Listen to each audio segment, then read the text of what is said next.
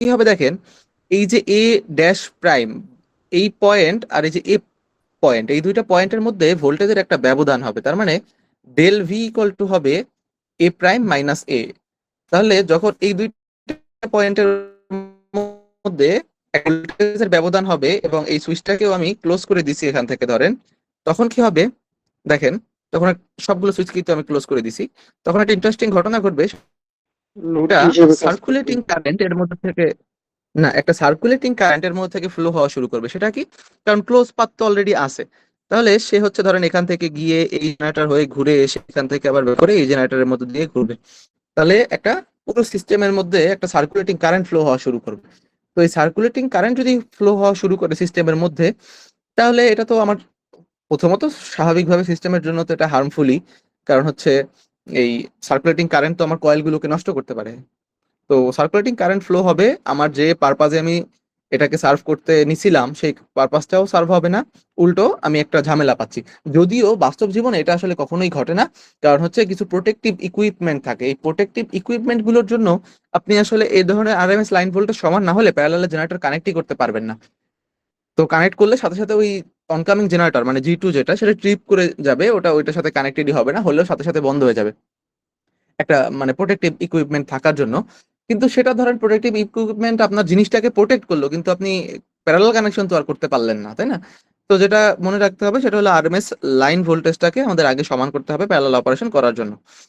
আচ্ছা, ঠিক আছে, আমরা আগের অবস্থায় ছবিটাকে আবার রেখে দিচ্ছি, সুইচগুলোকে ক্লোজ অবস্থায়। আচ্ছা, তাহলে 2 নাম্বার পয়েন্ট যেটা আছে, 1 নাম্বার পয়েন্ট আশা করি আপনারা বুঝতে পারছেন। 2 নাম্বার পয়েন্ট যেটা, সেটা হচ্ছে the two generator must have the same phase sequence. The two generator ট্রান্সফরমারের মতোই, তাই না? The two generator must have the same phase sequence.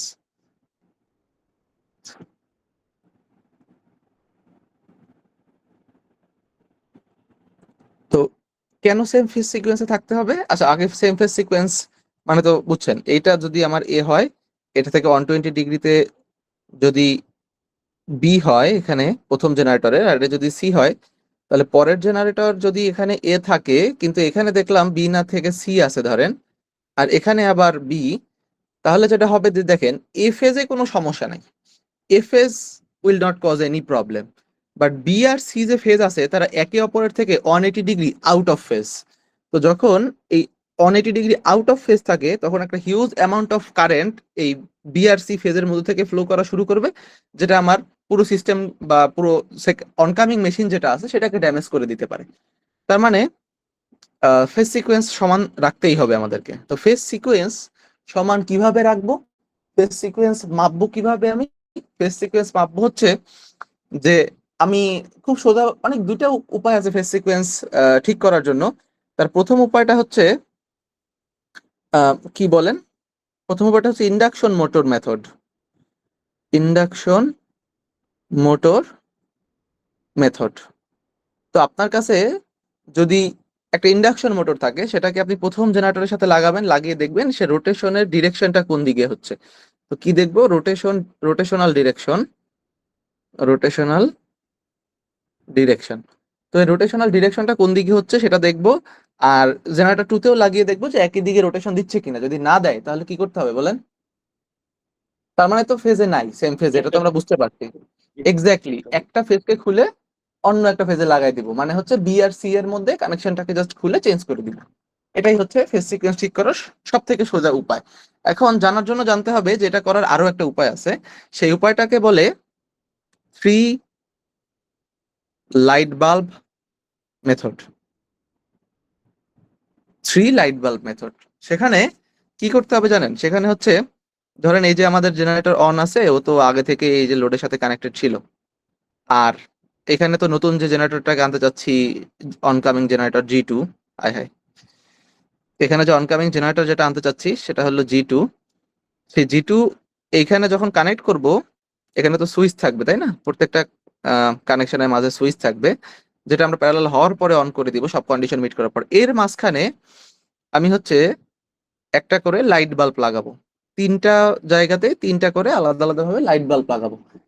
আচ্ছা, মাঝখানেটাতে এঁকে দেখাতে পারতেছি না, তো তিনটা লাইট বাল্ব যে লাগালাম এই জিনিসটাকে বলে থ্রি লাইট বাল্ব মেথড। এখন ঘটনাটা কি ঘটবে দেখেন, যদি আপনি তিনটা লাইট বাল্ব লাগানোর পরে দেখেন যে আপনি কিন্তু সুইচ অন করেন নাই, মনে রাখবেন আপনি কিন্তু সুইচ গুলোকে অন করেন নাই, আপনি শুধু লাইট বাল্ব লাগিয়েছেন দুইটার মাঝখানে।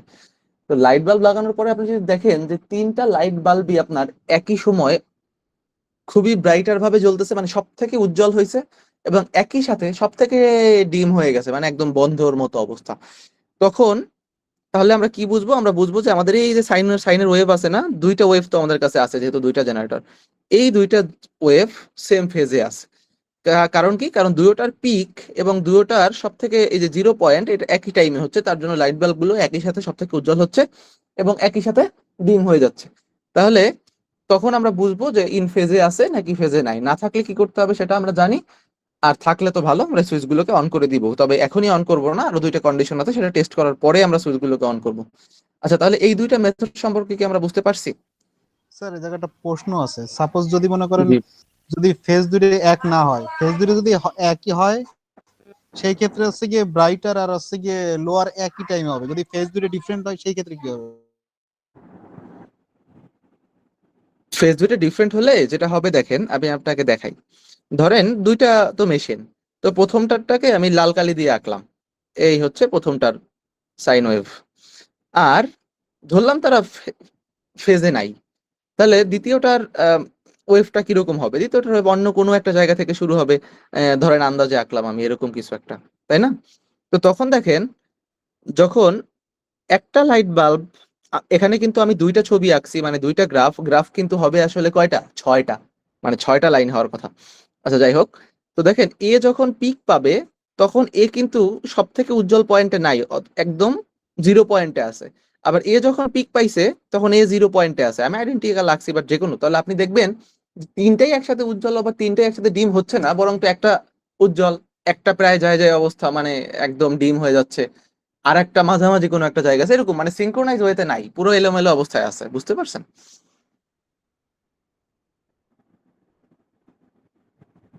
এই বাল্বগুলো যে ফেস টু ফেস কানেক্ট করতে হবে, তাই? হ্যাঁ, ফেস টু ফেস কানেক্ট। এই যে দেখেন, এই যে এইখানের যে এফএস, আহা, এখানের যে এফএস এ আর এখানের যে এফএস এ প্রাইম, এই দুইটার মাঝখানে কানেক্ট করছি, ফেস আর ফেজের মাঝখানে কানেক্ট করছি বাল্ব দুইটা, এই যে প্যারালালে। ছবিটা এই যদি দেখেন আপনি, আচ্ছা এই ছবিটার মধ্যে ভালো করে দেখাই, বাল্ব দুইটাকে কানেক্ট করবো আসলে এখানে, এখানে বাল্বটা কানেক্ট করবো, তাহলে একটা এফএস আর একটা এ প্রাইম ফেজ, দুইটা মেশিনের একই ফেজ, বাট দুইটা ফেজ এক হলে তো সমানই লাইটটা যাবে, বাট ডিফারেন্ট ফেজের মধ্যে ফেজটা কানেক্ট করবো এখানে আর কি। বুঝতে পারছেন? জি স্যার। স্যার জেনারেটরের ব্যাপারে একটা প্রশ্ন আছে স্যার। আহ আচ্ছা, আমি যখন একটা জেনারেটর আর কি সাপ্লাইতে রাখবো, তা সে যখন আর কি সাপ্লাই লোড প্রডিউস মানে সাপ্লাই প্রডিউস করতেছে, এটা পিওর সাইন ওয়েভ কিনা, এটা কি বোঝার কোনো উপায় আছে বা টেস্ট করার কোনো সিস্টেম আছে? জেনারেটর যখন এসি জেনারেট প্রডিউস করে, সেটা যখন সাপ্লাইতে যায়, সেটা অবশ্যই পিওর সাইন ওয়েভ, এবং সেটা পিওর সাইন ওয়েভ হবে যতক্ষণ না পর্যন্ত সিস্টেমে কোনো হারমোনিক্স বা ডিস্টরশন চলে আসে, ততক্ষণ পর্যন্ত পিওর সাইন ওয়েভই থাকে। এখন সেটাকে আমি টেস্ট কিভাবে করব যে এটা পিওর সাইন ওয়েভ আছে কিনা? সেখানে টেস্ট আসলে ইন্ডাস্ট্রিয়াল লেভেলে কিভাবে করে এটা আমার এখন পর্যন্ত জানা নাই, মানে কি দিয়ে ওয়েভটা টেস্ট করে সেটা জানি না। তবে ওই যে আপনাদের একটা মেশিন আছে না, ওই যে আপনারা অসিলোস্কোপ। অসিলোস্কোপ, অসিলোস্কোপ, হ্যাঁ অসিলোস্কোপ আপনারা হচ্ছে করছেন হলো ইলেকট্রনিক্স কোর্সের মধ্যে। তো সেখানে আমরা যেভাবে ওয়েবটা টেস্ট করতে পারি না, আমি অসিলোস্কোপের কথা ওখানে বলতেছি না এই কারণে, কারণ ওইটা অনেক হাই ভোল্টেজ থাকে, ওখানে অসিলোস্কোপটা ঠিক মতো কাজ করে কিনা, বা ওটার জন্য অন্য জি কোনো স্যার, একটা এই জন্যই অসিলোস্কোপের আপনার মতোই আর কি যন্ত্র জিজ্ঞেস আছে কিনা। করছিলাম এই বিষয়টা স্যার। অসিলোস্কোপ তো হ্যাঁ, অনেক হাই, ওই জায়গা তো ভোল্টেজ অনেক হাই থাকে। হ্যাঁ, তো ওটার অসিলোস্কোপ জন্য হয়তো কিভাবে বা কাজ অনেক করবে? হাই রেঞ্জের অসিলোস্কোপ আছে বা কিছু একটা আছে যেটা দিয়ে ওয়েভটাকে দেখা যায়। অবশ্যই আছে, তাই না? পিক টু পিক নাইলে কিভাবে মেজার করবে? এখন আপনি যখন ভোল্টেজের ইটা দেখবেন, কি বলে ওটাকে, ওই আরএমএস ভ্যালু, যখন আপনি তো ভোল্ট মিটার লাগায় দেখতে পারবেন। এখন যখন যদি আপনি ফ্রিকোয়েন্সি দেখতে চান, এখন ফ্রিকোয়েন্সি বা পিরিয়ড যদি আপনার বের করতে হয়, তাহলে সেটা আপনি তো ওই আরএমএস ভ্যালু বা হচ্ছে ভোল্ট মিটার লাগিয়ে দেখতে পারবেন না, তাই না? তখন তো আপনার ওয়েভ দেখতে হবে, আসলেই ওয়েভ দেখতে হবে। তো তখন যেটা করতে হবে, তখন হয়তো সেটার জন্য ওই মেশিনটার নাম আমি জানি না, বাট একটা জিনিস আছে যেটা দিয়ে ওয়েভ শেপ দেখা যায়। বুঝতে পারছেন? বুঝতে পারছি, বুঝতে পারছি স্যার। আচ্ছা, এখন এইটা স্যার কিভাবে দেখা যায়? আমি পুরো পুরো যে জিনিসটা আপনাকে পড়াচ্ছি বা ইন্ডাস্ট্রিতে এখানে যারা কাজ করেন তারা হয়তো আরো ভালো বলতে পারবেন, যদি কেউ এরকম থাকেন যারা টেস্ট করেন এটা, যে সাইন ওয়েভ হচ্ছে কিনা বা কিছু। আচ্ছা, আর এছাড়াও আপনি চাইলে দেখতে পারেন ইউটিউবে একটা চ্যানেল আছে, কি জানি ওরা হচ্ছে এই জাহাজের সিনক্রোনাস অপারেশনের প্যারালাল বিভিন্ন জিনিসপত্র দেখায়, একটা শিপের মধ্যে ম্যানুয়ালি ওরা অপারেশন করে। আমি একদিন দেখছিলাম ভিডিওটা, তো ওইখানে ওরা দেখাইছিল। এখন ওই চ্যানেলের নাম বা কিছু আমার মনে নাই আসলে। আচ্ছা, তো আর একটা হচ্ছে ফেজ অ্যাঙ্গেল সমান হইতে হবে। আমাদের অনেকগুলো ম্যাথ করতে হবে আজকে। The phase angle of hmm to A phase hmm তাহলে শুড বি ভাই সেম। তুমি করো না, তুমি আনমিউট হয়ে যাও কেন বারবার? 4 নাম্বার পয়েন্ট হচ্ছে the frequency of oncoming generator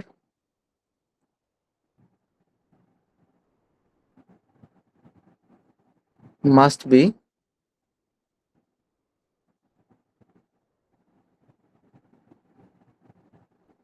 slightly higher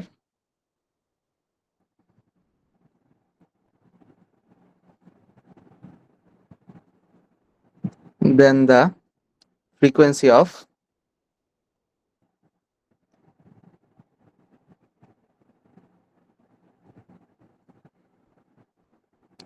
existing generator।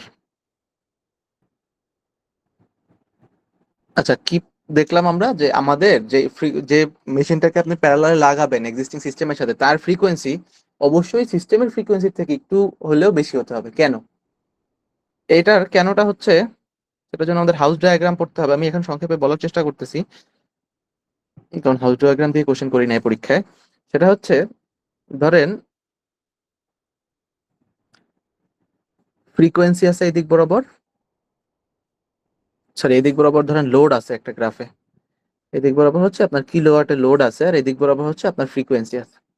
এখন আপনার যে এক্সিস্টিং জেনারেটর সেটা ধরেন ডান পাশেরটা, তো এক্সিস্টিং জেনারেটর আছে হচ্ছে এরকম, এটা হলে এক্সিস্টিং জেনারেটরের কার্ভ। এখন এটা যদি এক্সিস্টিং জেনারেটরের কার্ভ হয়, আর অনকামিং জেনারেটর যেটাকে আপনি নিয়ে আসছেন সেটা যদি এরকম হয়, এটা হলো স্লাইটলি হায়ার। দেখেন, এক্সিস্টিং জেনারেটরের ফ্রিকোয়েন্সি এখানে, আর আপনার যেটা নতুন আনছেন সেটার ফ্রিকোয়েন্সি একটুখানি উপরে। এটা যদি হয় তাহলে কি হয় দেখেন, আমার যে লোড শেয়ারিং পোর্শনটা দুইটার মধ্যে সমানভাগে ভাগ হয়ে যাবে। আগে জেনারেটর অন পুরো লোডটাকে সাপ্লাই করতো, এবারে সে লোডটা সাপ্লাই হবে এরকম। এই হলো তার লোডের সাপ্লাইটা। তো এইখানে যতটুকু কিলোওয়াট, এরপর এটা সাপ্লাই দিবে হচ্ছে আপনার নতুন জেনারেটর বা জেনারেটর টু, আর এইখানে যতটুকু লোডের পোর্শন আছে সেটাকে সাপ্লাই দিবে হচ্ছে আপনার নতুন জেনারেটর, সরি পুরোনো যে জেনারেটরটা ছিল জেনারেটর ওয়ান। তাহলে দুইজন লোডটাকে সমান ভাগে ভাগ করে নিল, এবং আপনার যে উদ্দেশ্য ছিল প্যারালাল অপারেশন করার, সেই উদ্দেশ্যটা সফল। এবারে দেখেন, যদি এই জিনিসটা না হতো, মানে এদিকে তো ফ্রিকোয়েন্সি আছে, এইদিকে হচ্ছে আমার গ্রাফে লোড শেয়ারিং পোর্শনটা আছে, এবারে এক্সিস্টিং জেনারেটর এই হচ্ছে আপনার এক্সিস্টিং জেনারেটরের কার্ভটা, আর আপনি যে জেনারেটর আনতেছেন সেটার ফ্রিকোয়েন্সি যদি এটার থেকে কম হয়, লেটস সে, আচ্ছা ইনফাইনাইট বাস দিয়ে এটা বোঝানো অনেক সোজা হবে। ধরেন আপনার একটা ইনফাইনাইট বাস বা অনেক বড় একটা লোডের সাথে আপনি নতুন একটা লোড কানেক্ট করতেছেন। তো অনেক বড় লোডটা ধরেন এরকম, এটা হলো অনেক বড় একটা লোড। তো তার সাথে আপনি নতুন যে জেনারেটরটাকে নিয়ে আসতেছেন সেটার ফ্রিকোয়েন্সি ধরেন একটু কম। ফ্রিকোয়েন্সিটা কম কত? ধরেন এটা হলো এই ফ্রিকোয়েন্সিতে অপারেট করতেছে, এটা এখানে অপারেট করতেছে। তো এই যে দুইটা অপারেশনের মধ্যে দেখেন, ও তো আগে পুরো লোডটাকে সাপ্লাই দিত, কারণ এই দিক বরাবর হলো লোড এক্সিস। তো ও এই যে এই সাইডে যে জেনারেটর অন আছে বা ইনফাইনাইট বাস, সে হচ্ছে পুরো লোডটাকে সাপ্লাই দিত। এখন ও আসছে, উচিত ছিল হচ্ছে ওর এখানে আসা, এবং এখানে আসলে ইনফাইনাইট বাইস ওর লোডের কিছু অংশ ওকে দিয়ে শেয়ার করাইতো। এখন সমস্যা যেটা হয়েছে, ও এসে জয়েন করছে নিচে, মানে একটা লোয়ার ফ্রিকোয়েন্সি।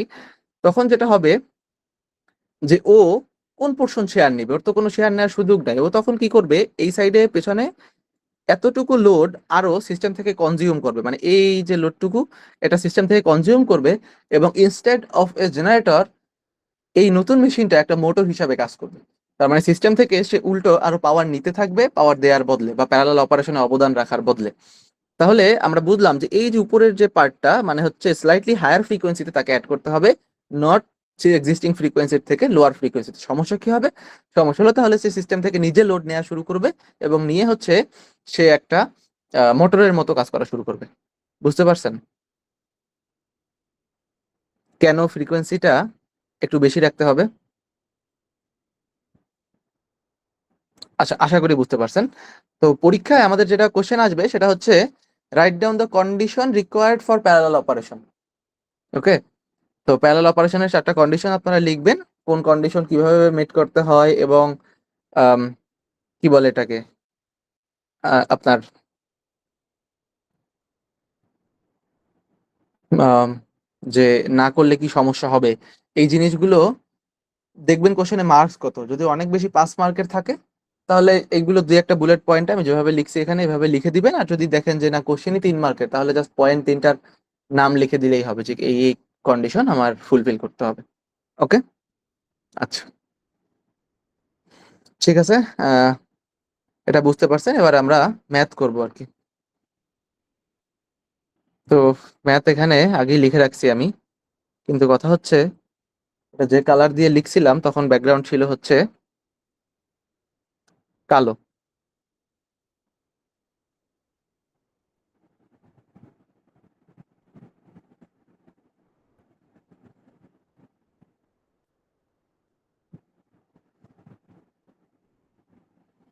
আচ্ছা, আশা করি এখন আহ জিনিসটা অনেকটা দেখা যাচ্ছে সাদার মধ্যেও। আচ্ছা, তাহলে দেখা গেলে আমরা কোশ্চেনটা পড়ি, কোশ্চেনটা পড়ে তারপরে অ্যান্সার করতে শুরু করি কোশ্চেনটা।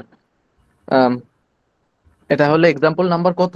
কেউ কি বলতে পারবেন আমরা কি এখন পর্যন্ত কোনো ম্যাথ করছি কিনা ক্লাসে?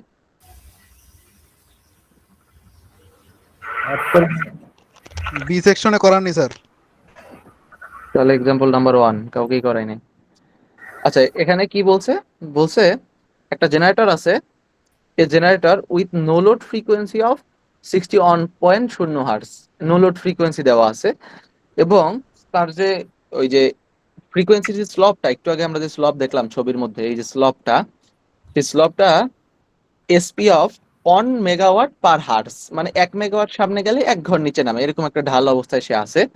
Is connected to load 1। যে লোড 1 এর পরিচয়টা দিছে কি, লোড 1 হচ্ছে 1 মেগাওয়াটের একটা লোড যে রিয়েল পাওয়ার কনজিউম করে এট 0.8 পাওয়ার ফ্যাক্টর ল্যাগিং এ। আর লোড 2 যেটা আছে সেই লোড 2 হচ্ছে এখনো সিস্টেমে কানেক্টেড হয় নাই, লেখা আছে that to be connected to the generator, একটু পরে তাকে কানেক্ট করবো, মানে parallel operation.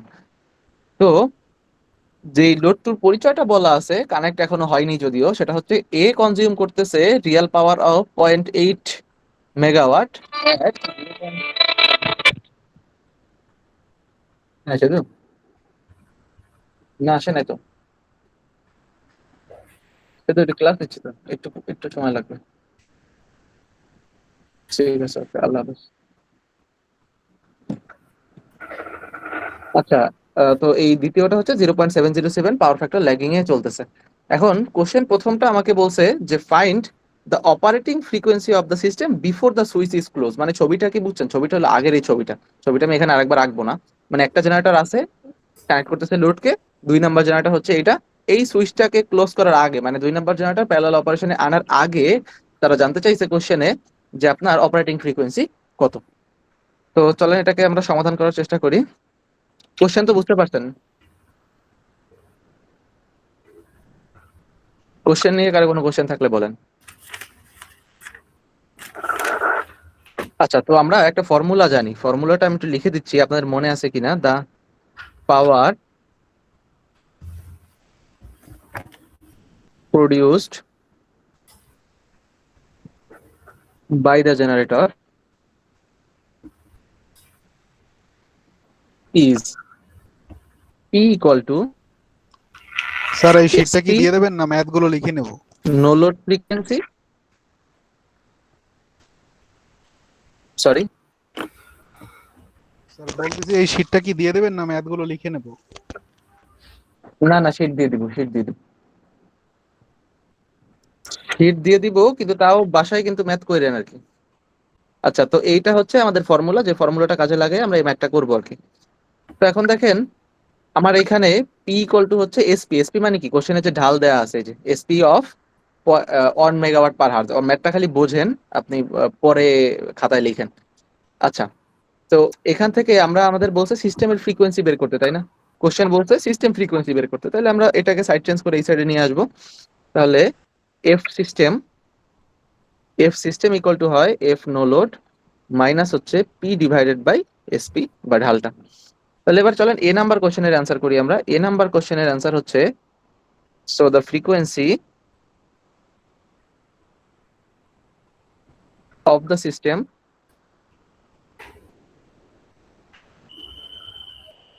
With on load is connected, মানে যখন একটা লোড ছিল just on load is connected, তখন এফ সিস্টেম ইকুয়াল টু হবে ওই যে সূত্রটা F no load minus P divided by SP. আচ্ছা, তাই নো লোড ফ্রিকোয়েন্সি কত সেটা কোশ্চেনে বলা ছিল, আমাদের কোশ্চেনে খুঁজে দেখি। নো লোড ফ্রিকোয়েন্সি দেওয়া ছিল 61.0 হার্টজ। তাহলে আমরা নো লোড ফ্রিকোয়েন্সিটা বসালাম 61 hertz, 61.0 hertz minus P. P মানে কি? পি মানে হচ্ছে পাওয়ার, মানে ও কত পরিমাণে কনজিউম করতেছে, কত এক 1 মেগাওয়াট কনজিউম করতেছে। লোড অন কত কনজিউম করতেছে? 1 মেগাওয়াট কনজিউম করতেছে। তাহলে আমরা অন লিখলাম ডিভাইডেড বাই স্লপ। এখন স্লপও দেওয়া আছে, দেখেন একই দেওয়া আছে, মানে হ্যাঁ slope of 1 megawatt per hertz একই দেওয়া আছে। সো আমরা ডিরেক্ট 1 বসাতে পারি। তো 60 থেকে 1 বিয়োগ, সোজা কথায় সরি 61 থেকে 1 বিয়োগ মানে হচ্ছে 60 হার্স, ক্যালকুলেটরের দরকার নেই। এই গেল হচ্ছে প্রথম কোশ্চেনের অ্যান্সার। বি নাম্বার কোশ্চেন কি বলছে দেখি চলেন। বি নাম্বার কোশ্চেনে বলছে find the operating frequency after the switch is closed. মানে কি? মানে হচ্ছে এবারে 2 নাম্বার জেনারেটরটা অপারেশনে চলে আসছে, তখন সিস্টেমের ফ্রিকোয়েন্সির কি ধরনের পরিবর্তন হলো, তাহলে সেটা আমরা একটু দেখবো। তাহলে বি নাম্বার কোশ্চেন হচ্ছে the frequency of the system with two loads, মানে দুইটা লোডই এখন কানেক্টেড।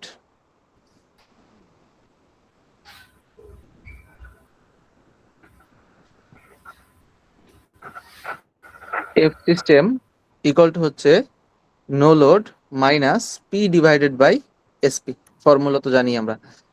তো নো লোড ফ্রিকোয়েন্সি ছিল হচ্ছে 61, বিয়োগ হচ্ছে, এবারে দেখেন স্লোপ তো একই আছে, সেটা বাদ দিলাম, কিন্তু এই যে পি যে পাওয়ার সেটা কত, দেখেন পাওয়ার হলো 2 নাম্বার লোডের কত, কোশ্চেনে বলা আছে 0.8 মেগাওয়াট। দেখতে পাচ্ছেন 2 নাম্বার লোডের পাওয়ার হলো 0.8 মেগাওয়াট। তাহলে এখানে উপরে কত বসাবো? পি এর জায়গায় 1 বসাবো। কত বসাবো বলেন?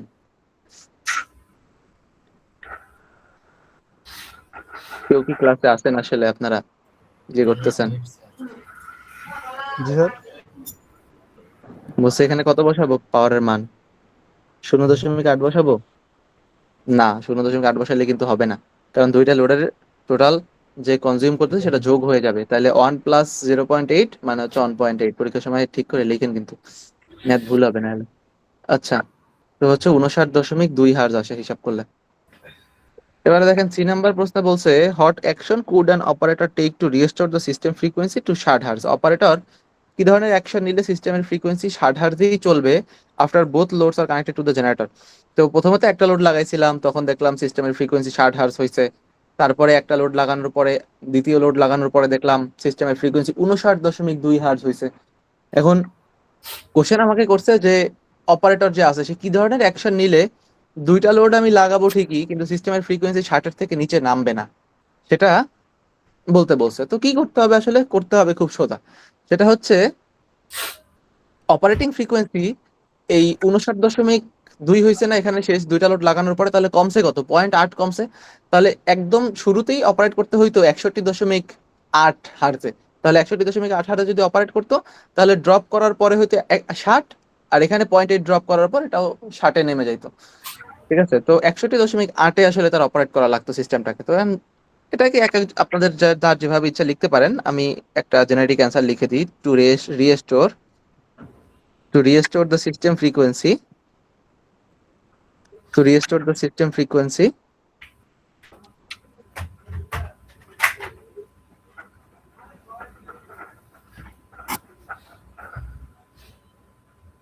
to the proper operating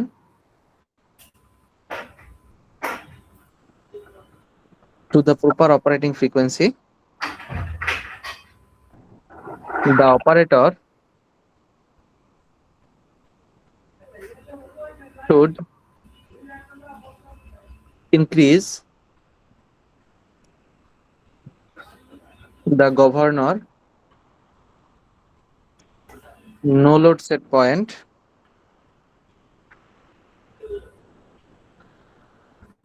by 0.8 hertz বাড়ায় চালাইতে হবে। টু টোটাল হবে তাহলে আগে যে 61-তে চালাইতে এবার 61.8 হার্জে চালাতে হবে। This will restore. আপনারা যদি কথা না বলেন তাহলে আমার মনে হয় মাইকটা মিউট করে রাখতে পারেন।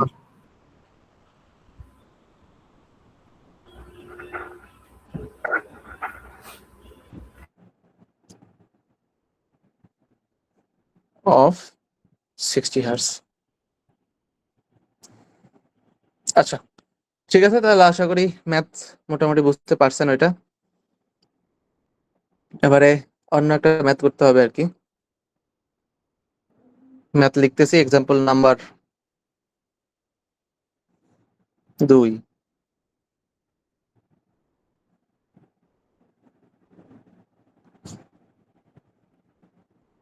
বলছে এ 60 কিলোওয়াট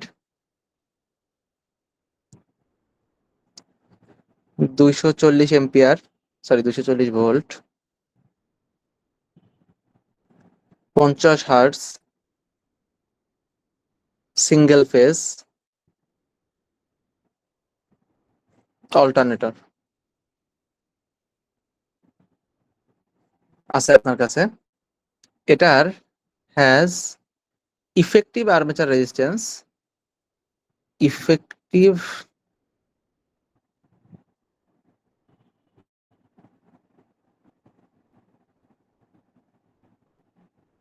আর্মেচার রেজিস্ট্যান্স দেয়া আছে হচ্ছে 0.016 ওম। আর্মেচার লিকেজ রিঅ্যাক্ট্যান্স দেওয়া আছে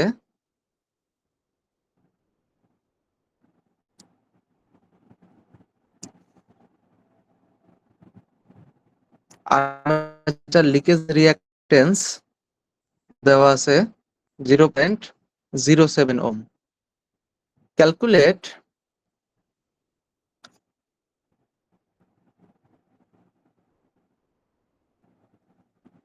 the armature, আচ্ছা calculate the voltage induced in the armature, calculate the armature induced voltage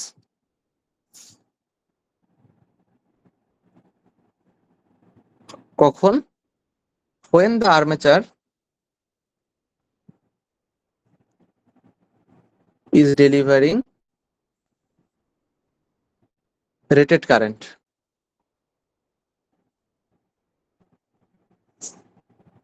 at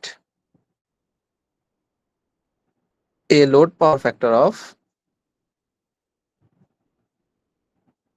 কোশ্চেনটা ভালো জটিল আছে, লোড পাওয়ার ফ্যাক্টর অফ, তিনটা পার্ট আছে কোশ্চেনের। এক হচ্ছে ইউনিটি, দুই হচ্ছে 0.8 ল্যাগিং,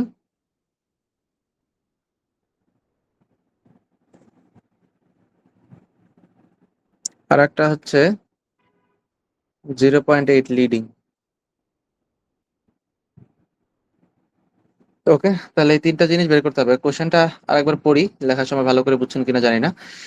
সব ইনফরমেশন দেয়া আছে অল্টারনেটরের, 60 কেভিএ, 240 ভোল্ট, তারপরে 50 হার্জ, সিঙ্গেল ফেজ অল্টারনেটর, হ্যাঁ ইফেক্টিভ আর্মেচার রেজিস্ট্যান্সের কথা বলা আছে, আর লিকেজ রিঅ্যাক্ট্যান্সের কথা বলা আছে। ক্যালকুলেট করতে বলছে ইনডিউসড ভোল্টেজ, কখন, যখন সে রেটেড কারেন্ট ডেলিভার করতেছে ইউনিটি পাওয়ার ফ্যাক্টরে 0.8 ল্যাগিং এ এবং 0.8 লিডিং এ।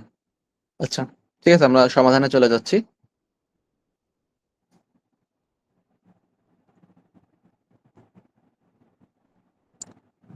বাজে 10:57। আচ্ছা, তো কি কি দেয়া আছে তথ্যগুলো একটু এক জায়গায় লিখে নিলে আমাদের জন্য ম্যাথ করতে সুবিধা হবে। তো গিভেন অ্যাপারেন্ট পাওয়ার দেয়া আছে, apparent power S equal to 60 kV। আচ্ছা, 1 সেকেন্ড সময় দেন আমাকে একটু।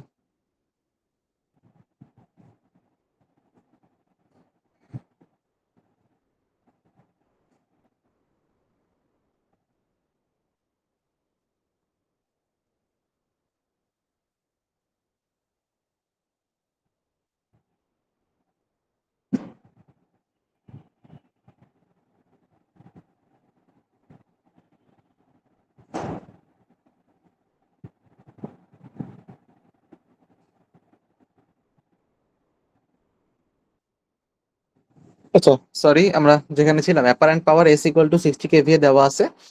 আর কি দেওয়া আছে? আর আর্মেচার, আচ্ছা কি দেওয়া আছে? আর্মেচার রেজিস্ট্যান্স দেওয়া আছে। তো লিখি আর্মেচার রেজিস্ট্যান্স।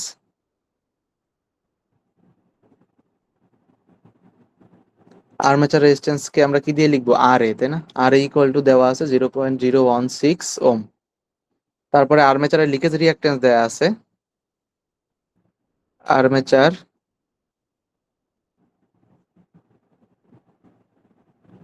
লিকেজ রিঅ্যাক্ট্যান্স, এটাকে আমরা প্রকাশ করব এক্স এস দিয়ে। ইকুইভ্যালেন্ট সার্কিট পড়ানোর সময় এগুলো কিন্তু বলছি, মনে আছে কিনা?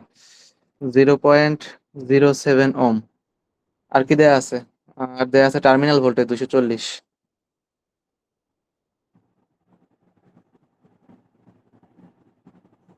ভিটি ইকুয়াল টু দেওয়া আছে হলো 240। এখন যেহেতু আর কোন স্টার ডেল্টা কিছু বলে নাই, সিঙ্গেল ফেজ, তাহলে এটাই কিন্তু ফেজ ভোল্টেজ। আচ্ছা, তাহলে প্রথম কাজ হলো আমার আর্মেচারের কারেন্ট বাই করে নেয়া। সো আর্মেচার কারেন্ট কত হবে? সুতরাং আর্মেচার কারেন্ট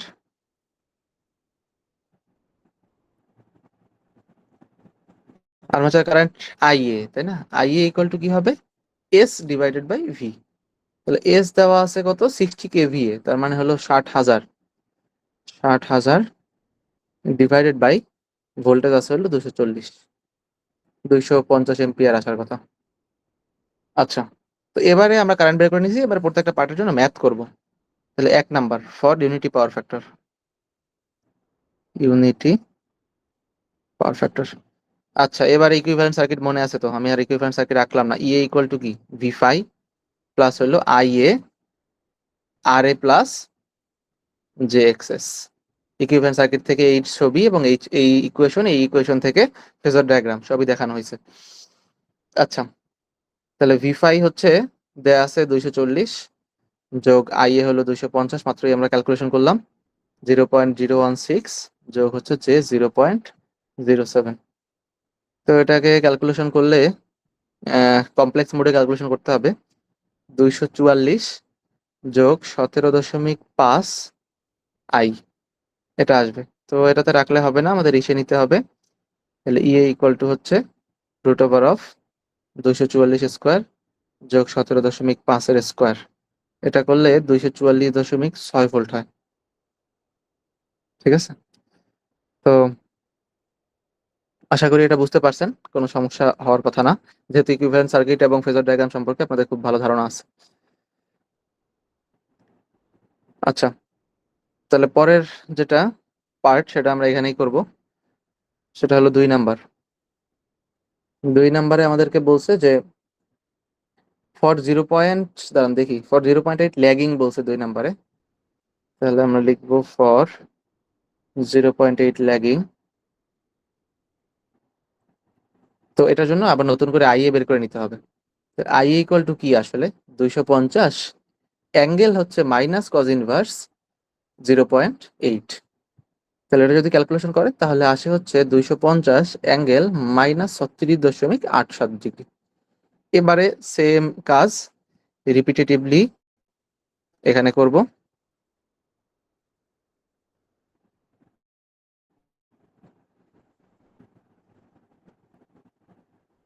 সো 2বার আর লিখতেছি না।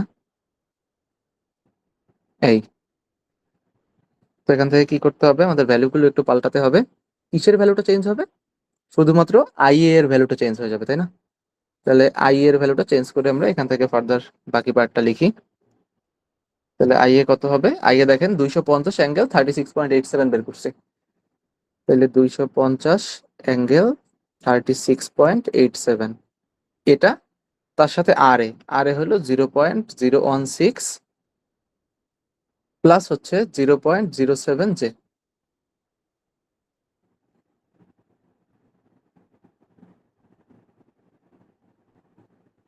তো এটা ক্যালকুলেশন করলে কত আসে আনসার? আসার কথা এরকম কিছু একটা 200, আপনাদের ক্যালকুলেটরে যা আসে তাই করবেন। 253.7 প্লাস হচ্ছে 11.6, যে পরীক্ষার সময় অবশ্যই তো অন্য ভ্যালু থাকবে। আর যদি মান বের করতে হবে, তাহলে ইকুয়াল টু হলো 253.7 স্কোয়ার যোগ হচ্ছে 11.6 হোল স্কোয়ার। তো এটা করলে আসে 253.97 ভোল্ট। 253.97 ভোল্ট। তারপরে 3 নাম্বারে দেখেন, 3 নাম্বার বলছে 0.8 লিডিং। তাহলে এটার জন্য আবার আইএ ক্যালকুলেশন করতে হবে। আইএ ইকুয়াল টু হলো 250, এবার অ্যাঙ্গেলে আর মাইনাস হবে না, কজ ইনভার্স 0.8। তাহলে এটা করলে আসতেছে 250 অ্যাঙ্গেল অফ 36.87 ডিগ্রি। তাহলে আমরা আবার হিসাব করব। ইকুয়াল টু হচ্ছে V5 প্লাস হচ্ছে IA R A plus J X S. আচ্ছা, তাহলে এখানে আছে হচ্ছে আপনার 240 আগেই থেকেই, 250 অ্যাঙ্গেল পজিটিভ 36.87 ডিগ্রি। আর আর এ আর জে এক্স এস এর মান তো আমার কমন, 0.016 প্লাস হচ্ছে জে 0.07। অ্যান্সার আসতেছে 232.7 যোগ হচ্ছে 16.4 আই। এটা থেকে আমরা মান বের করবো এর মান আসবে √অফ 232.7 হোল স্কোয়ার যোগ হচ্ছে 16.4 হোল স্কোয়ার। এটা যদি আপনি ক্যালকুলেশন করেন তাহলে আসবে 233.3 ভোল্ট। এবারে একটা জিনিস এই ম্যাথ থেকে বোঝার আছে, সেই জিনিসটা হচ্ছে দেখেন, আপনার একই জেনারেটর দিয়ে আপনি একবার লিডিং লোডকে সাপ্লাই দিচ্ছেন, একবার ল্যাগিং লোডকে সাপ্লাই দিচ্ছেন, এবার পাওয়ার ফ্যাক্টর লোডে সাপ্লাই দিচ্ছেন। তাহলে দেখেন, যখন আপনি ইউনিটি পাওয়ার ফ্যাক্টরে সাপ্লাই দিচ্ছেন তখন আপনার 244 ভোল্ট উৎপন্ন করতে হচ্ছিল ওই পার্টিকুলার লোডটাকে রেটেড ক্যাপাসিটিতে চালানোর জন্য বা সাপ্লাই দেওয়ার জন্য। এটা পাওয়ার ফ্যাক্টর কারেকশনের জন্য বোঝা ইম্পর্টেন্ট। আপনার 244 ভোল্ট আপনি প্রডিউস করলেই হলো, বা ইন্টারনালি জেনারেটেড ভোল্টেজ ছিল আপনার মাত্র 246 ভোল্ট। কিন্তু দেখেন, সেটা যখন ল্যাগিং এ গেল তখন আপনার ওই সেম লোডটাকে সাপ্লাই দেওয়ার জন্য এখন প্রডিউস করতে হচ্ছে 253.97 ভোল্ট, বা সাপ্লাই ভোল্টেজকে আপনার বাড়াতে হচ্ছে। আর লিডিং লোডের ক্ষেত্রে সেটা অনেক কম, দেখেন সেটা সবার থেকে কম লিডিং লোডের ক্ষেত্রে, সেটা হলো 233.3 ভোল্ট মাত্র।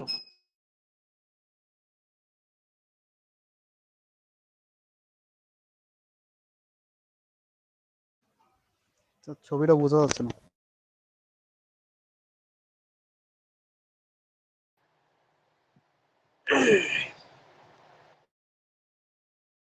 আমার যে পরিমাণ জেনারেশন আমি করতেছি বা যে পরিমাণ সাপ্লাই করতে হবে সেটার পরিমাণটা অনেক কম সেই পরিমাণ লোডকে চালানোর জন্য।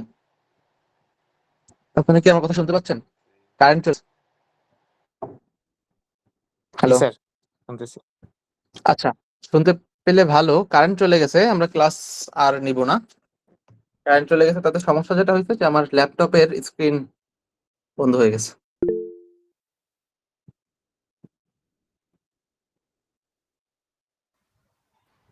1 নম্বর ম্যাথটা আরেকটু একটু দেখাইতেন, ছবিটা তুলে নিতাম। 1 নাম্বার স্যার ম্যাথটা, এগুলো কি পাবো? স্যার এমনিতে তো হ্যাঁ হ্যাঁ, ছবি ঠিক এগুলো মতো তো ওই তুলতে যে পারিনি স্যার। না, তোলা লাগবে না, এই যে লিখছি যেটার মধ্যে এই পুরো নোটটা আপনাদের সাথে শেয়ার করে দেবো, সো আপনার পাওয়া লাগবে না আর কি। Okay sir. স্যার আগের 2টা ক্লাসের মানে ফিজিক্যাল ক্লাসের যে হ্যান্ড নোটটা ছিল আপনার, ওটাও কিন্তু দেন নাই স্যার, কইছিলেন দিয়ে দেবেন। আচ্ছা ঠিক আছে, শেয়ার করবো আস্তে আস্তে। আপনাদের সাথে একটা স্লাইড করা আছে, জেনারেটর বেসিক নামে একটা স্লাইড, ওই স্লাইডটা দিব, স্লাইডটা আস্তে আস্তে করবেন আপনারা, দীর্ঘ স্লাইড। আচ্ছা, এবার কথা হচ্ছে অ্যাটেন্ডেন্স। Yes. যার স্যার অনেকে যার ঘুমাই গেছে স্যার। একটু কম কাজ আছে তার মধ্যে, আমার তাকে তার একটু সাহায্য দরকার অ্যাটেন্ডেন্সটা নেওয়ার ক্ষেত্রে। তার একটু সাহায্য দরকার এরকম ভাবে যে হচ্ছে আপনি আমাকে কাইন্ডলি একটু ওই চ্যাট বক্সটা দেখে, অথবা আপনারা এখানে যারা সবাই চ্যাট বক্সে লিখে ফেলেন, চ্যাট বক্সটা দেখে একটু আপনারা একজন আমাকে একটু বলবেন, কারণ আমার ল্যাপটপের স্ক্রিনটা বন্ধ হয়ে গেছে, এখান থেকে 2টা আমি দেখতে পারতেছি না। আর কল কেটে দিলে ওটা চলে যাবে।